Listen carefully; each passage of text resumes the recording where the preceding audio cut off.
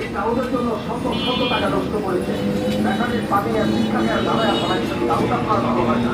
আপনার রয়েছে আপনার ছেলেমেয়ের হবে, আপনার কাপড় চুপড় ভেঙে পড়বে, উনারই হবে সোয়াদ ফিরল। এই দাউদের জন্য মামলা করেছেন কি মনিব তো মামলা করছে কালকে মামলা করছে জানো না মামলা হয়েছে যে কোনো সময় বাড়ি ইনকোয়ারি করতে হইব